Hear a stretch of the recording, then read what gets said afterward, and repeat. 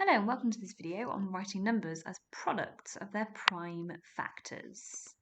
So let's firstly just remind ourselves of the prime numbers up to 100, because these form the basis of what you need for this topic. So you really need to be familiar with the prime numbers up to 100, okay? But probably in particular the ones up to 20, okay? They're probably the ones you're going to need the most. So if I were you, I would try and learn those 8 prime numbers up to 20. Okay, any number can be written as a product of prime factors. So let's just unpick that a little bit. So what do I mean by products? What I mean by product is times, okay? Product means times or multiplication. So any number can be written as a product, i.e. times sign, of its prime factors. So these numbers here that I'm highlighting in green are prime. And the word factor, of course, means it divides exactly into a number with no remainder. So that's the definition of a factor. But these are the prime factors. Okay, so 2 and 5 divide exactly into 50 with no remainder. So they're factors, but they're also the prime factors. 2, 3 and 89 divide exactly into 534 with no remainder. And they're also prime numbers. Okay, so every number can be written as a product of its prime factors. I've just chosen 6 random numbers here, but you can see that basically it doesn't matter what number you pick, you can express it as a product of its prime factors. Okay, how do we find out what a number is as a product of its prime factors? Well, this is what you need to do. So example 1 says express 20 as a product of its prime factors. So there are different ways that you might see this being done, but I like to use what's called a little factor tree. Okay, so I'm going to write 20 here, and I'm going to start a little tree off with some branches. And you're trying to find 2 numbers at the bottom of these branches which multiply to give 20, okay?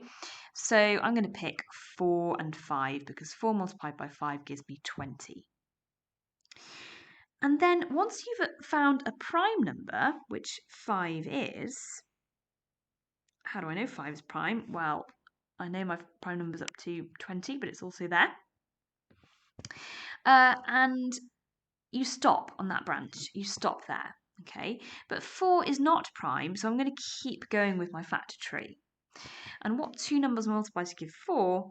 Well, 2 multiplied by 2 gives 4. And 2 is prime, as you can see up there, so those 2 are prime. I'm going to circle them in red. So 20 as a product of its prime factors is 2 multiplied by 2 multiplied by 5. And this can be written as 2 squared, okay? Because if you've got the same number multiplied by itself twice, it's squared, okay? 2 squared multiplied by 5, okay? And this is what you'd have to do if the question asked you to give your answer in index form, okay? That means you need to write it in terms of powers like this, okay? It doesn't matter which 2 numbers you choose, okay? Here I chose 4 and 5, okay? But it doesn't matter if I choose 10 and 2. I could equally have done that. That's absolutely fine. 2 is prime, 10 is not. 10 is 5 multiplied by 2. And then you can see that I get exactly the same numbers, okay? Exactly the same prime numbers at the end. So there's a 2, there's a 2, there's a 2, and there's a 2, and there's a 5, and there's a 5. Okay, so you get exactly the same thing. Doesn't matter which numbers you choose to begin with. So as a product of its prime factors, 20 is 2 times 2 times 5, which is 2 squared times 5. And again, the great thing about prime factor trees and finding numbers as products of their prime factors is that you can usually check your answer.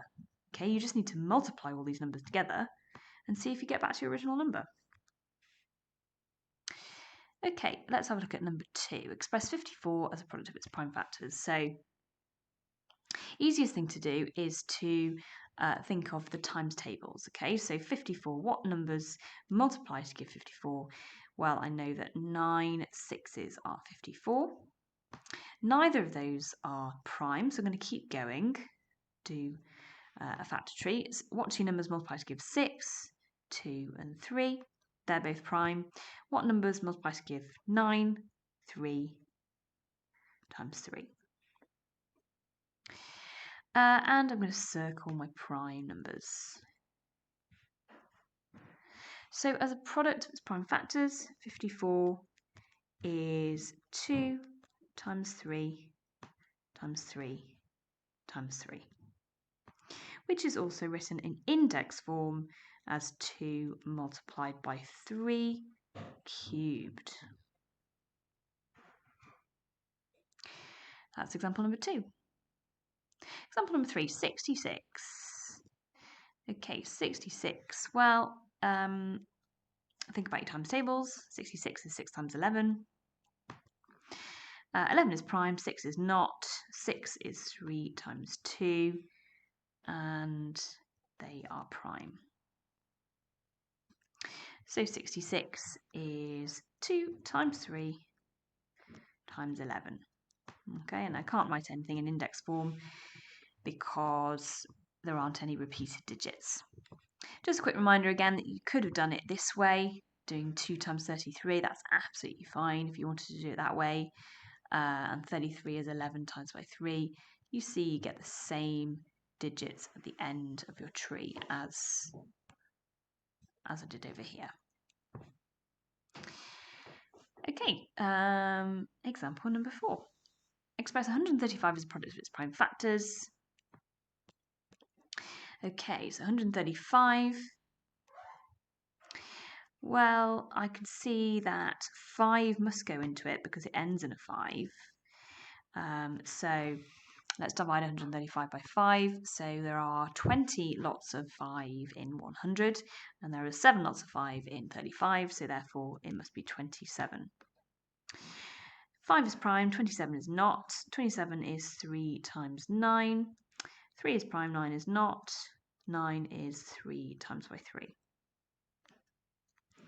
Circle my prime numbers. 5, 3, 3, 3. Okay, so 135 as a product of its prime factors is 3 times 3 times 3 times 5, which is 3 in index form is 3 cubed times by 5.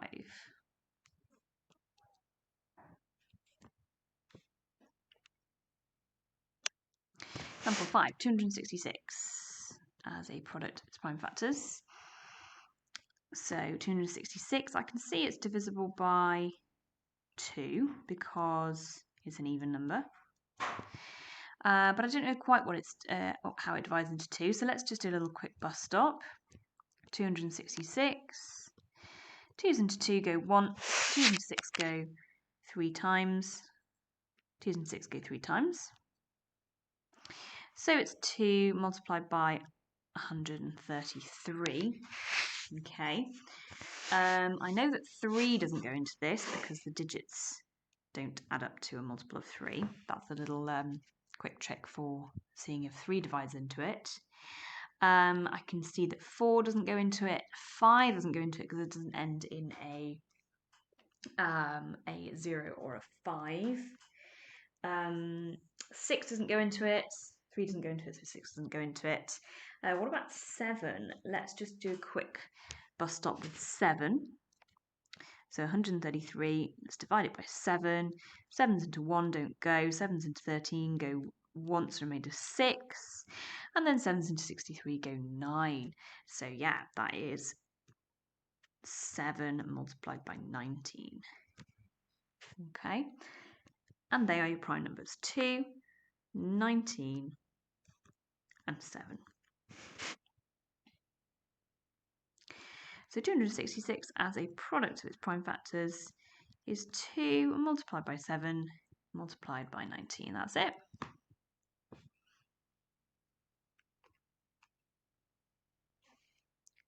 Example 6. 400 as product of its prime factors. So again, you can choose any two numbers that multiply to give 400. I'm going to pick 40 and 10. 10 is 2 times by 5. 40 is 5 multiplied by 8. 8's not prime, keep going. 4 multiplied by 2, and then that is 2 multiplied by 2. Do go back through and put circles around the prime numbers just to make it really nice and clear for yourself.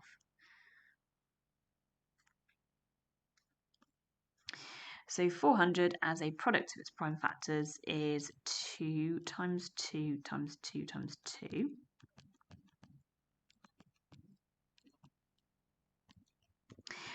Times 5 times 5. Oops, I'm running out of room a little bit here.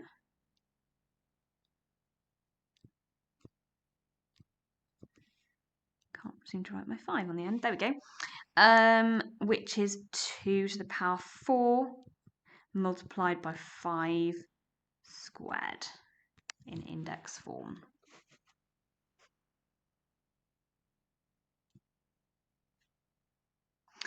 Example 7. Express 300 as a product of its prime factors. This is a typical past exam question. So 300 as a product of its prime factors is, let's have a look, 30 multiplied by 10. 30 is 5 times by 6. 6 is 3 multiplied by 2. 10 is 2 multiplied by 5. 5 times 3 times 2 times 2 times 5. Okay, so as a product of its prime factors, 300 is 2 times 2 times 3 times 5 times 5, which in index form is 2 squared times 3 times 5 squared.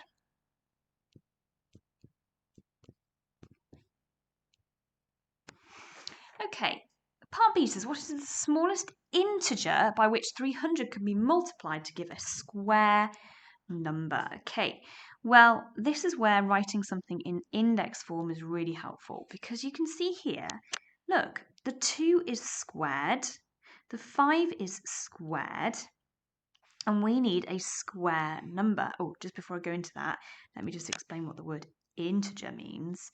The word integer means whole number. So what is the smallest whole number by which 300 can be multiplied to give a square number? So we've just seen that the 2 is squared here, and the 5 is squared, but the 3 isn't. Okay, so what number do I need to multiply it by? I need to multiply 300 by 3. Okay, because if I multiply that by 3, I will then have 2 squared times 3 squared. Okay, if I multiply it by 3, I'm going to then get 3 squared, okay, times 5 squared. And then all my powers will be squared, and that will give me a square number. Okay, so I've just multiplied it by 3 to give me a 3 squared, and that makes all my powers squared, so therefore my number will be squared. Let's just double check. So 300 times by 3, if I do what I've given the answer for here, if I do 300 times 3, I get 900, and hopefully you will recognise that 9 itself is a square number, so therefore 900 is a square number. Similar question now. Question 8, example 8, express 250 as a product of its prime factors. So any two numbers that multiply to give 250, let's pick 25 and 10. So this is 5 times 5. 10 is 5 times 2. So it's 2 times 5 times 5 times 5. So 250 as a product of its prime factors is oh dear, my pen's not being brilliant there, is equal to 2 multiplied by 5 cubed, because I've got 1, 2, 3 5s. Okay. Then it says, part pieces, what's the smallest integer by which 250 can be multiplied to give a cube number? Okay, so integer, remember, means a whole number. And I need to now have a cube number, okay? Well, I've got 5 cubed up here, but I need 2 cubed. So how do I make it so that it is 2 cubed? I need it to be 2 cubed. I need this to be 2 cubed. Oh, my pen is again not working. How do I get from 2 to 2 cubed? Well, I have to multiply by 2 squared, okay? So to get from just 2 to the power 1, you can put it as to the power 1, to 2 to the power 3, I need to multiply by 2 to the power 2, okay? And 2 to the power 2 is 2 squared, which is just 4, okay? So the integer by which you need to multiply 250 by is 4. Okay, let's just do a little quick check. So 250 multiplied by 4 gives you 1,000. And 1,000, of course, is a cube number. It is 10 cubed. Okay, so what's the smallest integer by which 250 can be multiplied to give a cube number? The answer is 4. Okay, that's the answer there.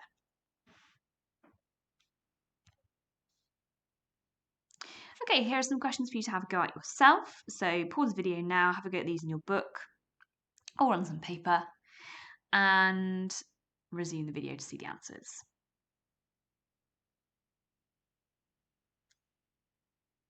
And here are the answers.